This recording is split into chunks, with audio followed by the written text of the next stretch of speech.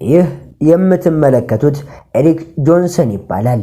የአሜሪካ ከፍተኛ ወታደር ነው። ከጥቂት ደቂቃዎች በኋላ ፖሊሶች የሱ መኝታ ክፍል ውስጥ የሚገኝ ግድግዳ ውስጥ አንድ አስደንጋጭ ነገር ያገኛሉ።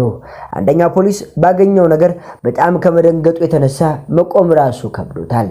ኤሪክ የውትድርና ልምዱን ተጠቅሞ ከፈጸመው ወንጀል ማምለጥ እንደሚችል እርግጠኛ ነበር። ከዚህ በኋላ የምናየው ወንጀል ታሪክ በጣም አስደንጋጭና የፖሊሶችን ልብ ራሱ የሰበረ ነበር።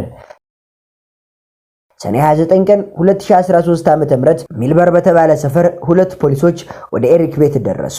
እናቱ ላሪስ የ15 ዓመት ልጇ ጠፍቶ ይሆናል ብላ በመጨነቅ ለፖሊስ ሪፖርት አድርጋ ነበር። ፖሊሶች ወደ ቤቱ ሲጠጉ ከላይኛው ፎቅ ላይ ከፍተኛ ግድያና ጩኸት ሰሙ። ነገር ግን በሩን ወዲያው የሚከፍትላቸው አልነበረም። ብዙ ደቂቃዎች ከጠበቁ በኋላ ኤሪክ ትንፋሹ የተቆራረጠ ወደ በሩ መጣ። በሩንም ከፈተላቸው። እነሱም የመጡበትን ምክንያት ነገሩት። እሱና ሚስቱ ሁለቱም እርስ በርስ ፍርድ ቤት ሲከራከሩ ነበር። አንዳቸው ላይ የፍርድ ቤት ትዕዛዝ አውጥተዋል። ይህ ማለት ማንኛውም ፖሊስ ሳይኖር አንዳቸው ቤት አንዳቸው መሄድ አይችሉም ማለት ነው። ከዛም ፖሊሶቹ ስለ ዲጄ ጠየቁት። ዲጄ ጥቂት ደቂቃ ቀደም ብሎ ቦርሳውን ሁሉ ይዞ በጀርባ በር በኩል ሩጦ እንደጠፋ ነገራቸው። ኤሪክ የዲጄ የደም አባት ስላልነበረ ልጁን የማሳደግ መብት ሙሉ በሙሉ ያላት እናቱ ነበረች። ለዚህም ነው እቃዎቹ ተቋጥረው የነበሩት። ዲጄ ከሱ ጋር ሳይሆን ከእናቱ ጋር እንዲኖር አዞ ነበር። ዲጄ ከእናቱ ጋር ለመሄድ በዝግጅት ላይም ነበር። እናቱ መጣ ልትወስደው ጥቂት ሰዓታት ነበር ይቀራት። በዚህ ሰዓት ነበር የጠፋው። ነገሩን የበለጠ አጠራጣሪ ያደረገው ፖሊሶቹ ዲጄ ሊኖርበት የሚችለውን ስፍራ ፍንጭ ለማግኘት ሲሞክሩ ኤሪክ ቀጥሎ የተናገረው ነገር ጥርጣሬያቸውን ይበልጥ ከፍ አድርጎታል። ዲጄ የት ሊሆን እንደሚችል ጠየቁት። ኤሪክ ስልክ እንደሌለውና የሚከታተልበት መንገድ እንደሌለ ገለጸ። የቤቱን የደህንነት ካሜራ ጠቅሶ ዲጄ በጀርባ በር ሲወጣ እንዳላየው ተናገረ። አንደኛው ፖሊስ ግን የ15 ዓመት ልጅ ስልክ ሳይዝ ብቻውን እንዲወጣ መፍቀድ እንግዳ ውሳኔ መሆኑን ጠቆመው። ኤሪክ ግን ለልጁ እናት እስክትደርስ እንዲጠብቅ እንደነገረውና ወደ ላይ እንደወጣ ተመልሶ ሲወርድ ግን ዲጄ ቀድሞ ጠፍቶ እንደነበረ ተናገረ።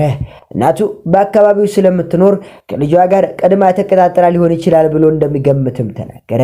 ከኤሪክ አጠገብ ሁለት ትናንሽ ልጆች ኢቫንና ትሪስታን ተቀምጠው ነበር። ፖሊሶቹ ግን እነዚህ ትናንሽ ልጆች ወደፊት ይህንን ትልቅ ወንጀል ለመፍታት ምን ያክል ጠቃሚ እንደሚሆኑ በዚህ ሰዓት ጨርሰው አላወቅም ነበር።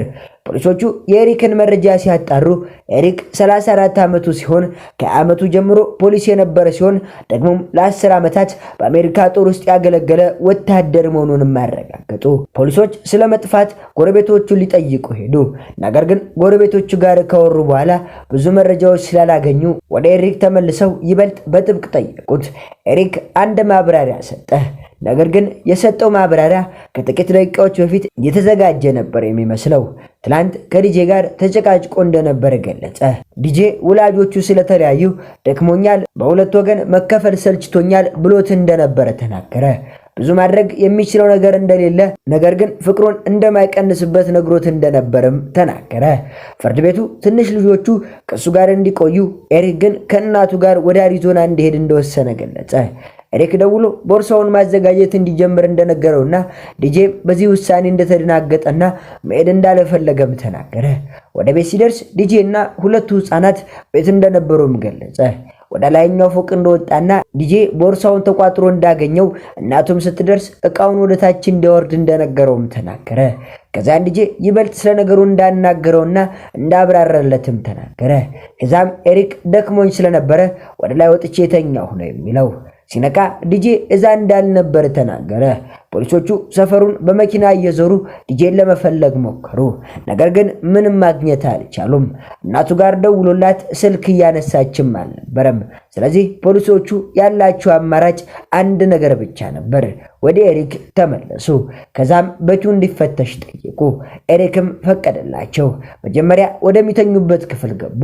ኤሪክ ራሱ እየመራቸው ዲጄ እዛ ለመደበቁን አረጋገጡ። በኋላ በተጻፈው ሪፖርት መሰረት በዚህ ወቅት ኤሪክ ስሜቱ እየተለወጠ እንደመጣ ፖሊሶቹ አስተዋሉ። ኤሪክ እንዲረጋጋ ነግረውት ቤቱን በነፃነት እንዲፈትሹ እንዲፈቅድላቸውም ነገሩት። ወደ 3ኛው ፎቅ ወጡ። ኤሪክ የደበቀው አስፈሪ ሚስጥር ወዳለበት ፎቅ ፍተሻው ሲቀጥል ወደ ኤሪክ መኝታ ክፍል ደረሱ። እዚያ ክፍል ውስጥ አንዱ ግድግዳ ላይ አንድ ቀዳዳ ነበር። ፖሊሶቹ በዚያ ግድግዳ ውስጥ ብርሃን አስተዋሉ። ኤሪክ ወደ ውጭ ከመውጣቱ በፊት ይህን ቀዳዳ ሙሉ በሙሉ ለመዝጋት ረስቶት ነበር። ፖሊሱ መፈተሽ ሲጀምር ኤሪክ ተደናግጦ ሽጉጦቹን ማስቀመጥበት የተደበቀ ቦታ ነው ብሎ ለማብራራት ሞከረ። ብዙም እንዳይፈትሹ የፈለገ ይመስላል። ከዛም ፖሊሱ ወደ ኋላ እንዲጠጋ ነግሮት መፈተሹንም ቀጠለ። ከዛም አንድ የሚያሳዝን ነገር አገኙ፣ የዲጄን አስክሬን። ሁለቱንም ፖሊሶች በጣም አስደነገጣቸው። ራሳቸውን ለመቆጣጠር እየሞከሩ ኤሪክን አስረው ወደ ፖሊስ መኪና ወሰዱት። ሌላኛው ፖሊስ ደግሞ ዲጄን ለማዳን ሙከራ ጀመረ። ዲጄ ግን ምንም ምላሽ እየሰጠ አልነበረም። ልብ ምቱም ተቋርጦ ነበር። ሲሪውም በማይታወቅ ፈሳሽ ተነክሮ እንደነበር አስተዋለ። ኤሪክ ለጊዜው መኪና ውስጥ ተቀመጠ። ነገር ግን ጥቂት ደቂቃዎች ውስጥ ነገሩን ከቁጥጥር ውጭ መሆኑ ጀመረ። ኤሪክ ልጆቹን መሰናበት እንደሚፈልግና እንዲስማቸው እንዲፈቅዱ በተደጋጋሚ ጠየቀ። ፖሊሶቹ እንዲቀመጥ አጥብቀው ነገሩት። ኤሪክ ግን መታገሉን ቀጠለ። በአንድ ወቅትም ግደሉን በቃ እያለ መናገር ጀመረ። ተጨማሪ ፖሊስ ገና ስላልደረሰ አንደኛ ፖሊስ ኤሪክን ለመቆጣጠር ተቸገረ። የእጅ ካቴናውን በድርብ ቁልፍ ዘዴ ለመቆለፍ ሞከረ። ካቴናው እንዲጠብቅ ወይም እንዳይነካካ የሚከላከል ዘዴ ነበር። ነገር ግን ኤሪክ የራሱን የፖሊስ ልምድ ተጠቅሞ ለማምለጥ ሞከረ። ነገር ግን አልተሳካለትም። ከዚህ ቀድሞ የሞከራቸው የማምለጫ ሙከራዎች ስላልተሳኩለት ኤሪክ የበለጠ ኃይለኛ የሆነ የመጨረሻ ሙከራውን አደረገ። በተደጋጋሚ ግደሉኝ ግደሉኝ እያለ እየጮኸ መታገልን ጀመረ። በዚህ ግርግር ውስጥ ኤሪክ የፖሊሱን ሽጉጥ ከቦታው ለማላቀቅ ሞከረ። ሊጥለውም ተቃርቦ ነበር። ፖሊሶቹ እድለኛ ሆነው የእጁ ካቴና ሙሉ በሙሉ ስላልለቀቀ በቁጥጥር ስር አዋሉት።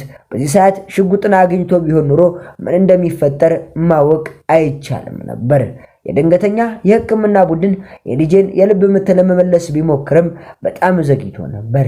ዲጄ ብዙም ሳይቆይ በስፍራው መሞቱ ተረጋገጠ። ፖሊሶቹ ያገኙት ነገር ግን ገና መጀመሪያው ብቻ ነበር። ምርመራው እየቀጠለ ሲሄድ የኤሪክ ልጆች ራሳቸው ተጨማሪ ብዙ ማስረጃዎችን ይሰጣሉ። ኤሪክን ሁለቱን ትናንሽ ልጆቹና እናታቸውን ወደ ፖሊስ ጣቢያ ይዘዋቸው ሄዱ። የፖሊስ ሪፖርት እንደሚያሳየው ኤሪክ ወደ ፖሊስ ጣቢያ በሚሄድበት ጊዜ ራሱን በመኪናው የብረት መስኮት ላይ ደጋግሞ በመምታት ጭንቅላቱን እንዳቆሰለና ራሱን ለመጉዳት እንደሞከረ፣ ከዚህም በተጨማሪ መኪናውን እንዳበላሸ በሪፖርት ጽፏል። ሁሉም ወደ ጣቢያው ሲደርሱ እያንዳንዳቸው በተለያየ ክፍል ውስጥ ተቀመጡ። ኤሪክ ብቻውን ተትቶ እንዲረጋጋም ተደረገ። በዛን ጊዜ መርማሪዎቹ ላሪስና ኢቫንን ለብቻ ለማነጋገር ወሰኑ። ይህንን ያደረጉት ኤሪክን ለመጠየቅ የሚረዳ መረጃ ለማግኘት ተስፋ በማድረግ ነበር። መርማሪዎቹ መጀመሪያ ላይ ላሪስን ዲጄ ምን አይነት ልጅ እንደነበረ ጠየቋት። ለዚህ ግድያ መንስኤ ይሆናል ብሎ የተጠራጠሩት ነገር ዲጄ ከእንጀራ አባቱ ጋር ተጣልቶ ነበር የሚል ግምት ነበር። ላሪስ የነገረቻቸው ነገር ግን ይህን ግምት በሙሉ በሙሉ ውድቅ አደረገው። ላሪስ ዲጄ ጸጥተኛ ልጅ እንደነበር ገለጸች።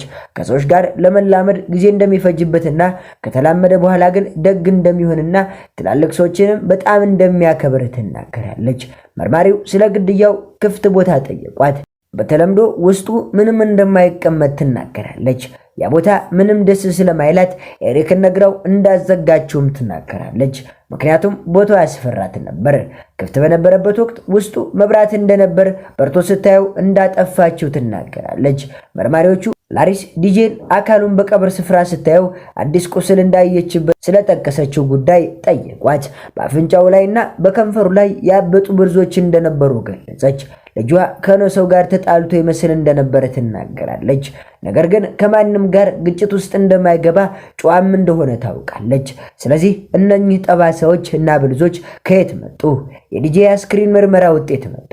ውጤቱም በምን እንደሞተ ይናገራል። በመታፈን ይህም ከፊቱ ላይ ከታየው ቁስሎች ጋር ተደምሮ አንገቱ ላይ ያለው የመታነቅ ምልክት ሲጨመርበት ይህ ያደረገው ኤሪክ መሆኑን በግልጽ እንደምታምን ተናገረች።